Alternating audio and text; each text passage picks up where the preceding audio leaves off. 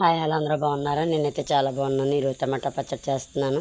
చాలా బాగుంటుంది. ఏమీగా టేస్టీగా నేను చూపిస్తున్నాను కదా. ఇందులో టమాటాలు, కొత్తిమీర, పచ్చిమిరపకాయలు, జీలకర్ర, కొంచెం అదే ఒకటి ఎల్లుల్లిపాయ వేసుకుంటున్నాను. నీరుల్లిపాయ కూడా వేసుకున్నాను. అది నేను తీసి చూపిస్తాను. వేసుకుని కట్ చేసేసుకున్నాను. చాలా బాగుంటుంది. బాండీ పెట్టుకున్నాను కదా, నూనె పోసుకున్నాను కొంచెం. ఒకసారి మీరు ట్రై చేయండి. ఇది వేడి అన్నంలో తింటే చాలా టేస్టీగా ఉంటుంది. మన నా ఛానల్ మీరు అందరూ కూడా సబ్స్క్రైబ్ చేయండి, లైక్ చేయండి, షేర్ చేయండి. నా వీడియో అనేక మందికి షేర్ చేయండి. మీరు నా కుటుంబం అంతా కూడా నన్ను ఆదరిస్తున్నారు. మీరు అందరూ కూడా. ఇంక ఇప్పుడు నేను పచ్చిమిరకాయలు ఇలా పేలిపోతాయని కొంచెం గిల్లేసి వేసుకుంటున్నాను. ఇలా మొత్తం ఒక 10 పచ్చిమిరకాయలు వేసుకున్నాను. ఎందుకంటే కొంచెం కారంగా పుల్లగా ఉంటే బాగుంటుంది. వేడి అన్నంలో తింటేనే మా పిల్లలకు అలా ఇష్టం. అందుకని ఇలా చేస్తున్నాను ఈరోజు. కొత్తిమీర కూడా చాలా వాటికి మంచిది. అందుకని కొత్తిమీర కూడా తీసుకుంటే మంచిది అనేసి నేను ఈరోజు ఎక్కువ కొత్తిమీర అన్నిట్లో వేస్తాను. కానీ ఈరోజు నేను కొత్తిమీర టమాటాలు పచ్చడి చేస్తున్నాను. చాలా బాగుంటుంది. జీలకర్ర కూడా వేసుకున్నాను కదా నేను. ఈ విధంగానే వెల్లుల్లిపాయలు చితక్కొట్టుకొని వేసుకుంటున్నాను.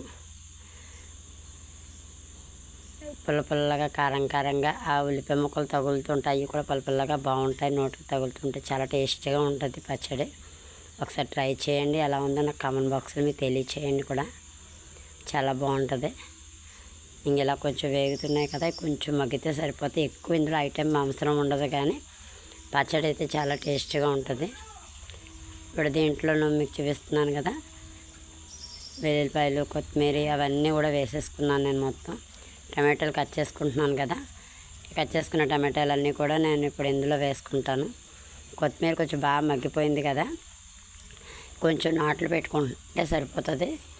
టమాటోలకి ఎక్కువ ముక్కలు చేయడం అవసరం ఉండదు, మగ్గిపోతాయి కదా.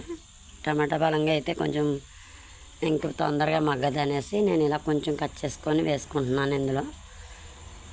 ఇంక చూడండి, ఇలా కట్ చేసుకున్నాం కదా, మొత్తం అన్నీ కూడా ఇలా కట్ చేసుకొని అవన్నీ కూడా అందులో వేసేసుకుంటాను. వేసేసుకున్నాక అది కొంచెం మెత్తగా ఇలా మగ్గాలి. చాలా మట్టుకు మగ్గిపోతే సరిపోతుంది. ఇలా చూపిస్తున్నాను నేను. మొత్తం అంతా అయిపోయింది కదా. ఇప్పుడు నేను మిక్సీ గిన్నెలో కొంచెం చింతపండు, కొంచెం ఉప్పు తీసుకున్నాను. మా వాళ్ళు బెల్లం అది తినరు, అందుకే నేను వేయలేదు.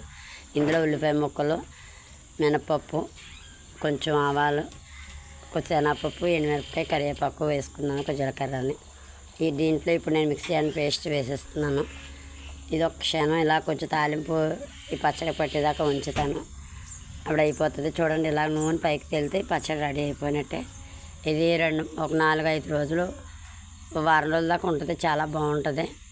ఎమ్మీగా టేస్టీగా టమాటా పచ్చడి రెడీ. కారంగా పుల్లగా టమాటా పచ్చడి రెడీ. మీరు అందరూ కూడా ఒకసారి ట్రై చేయండి.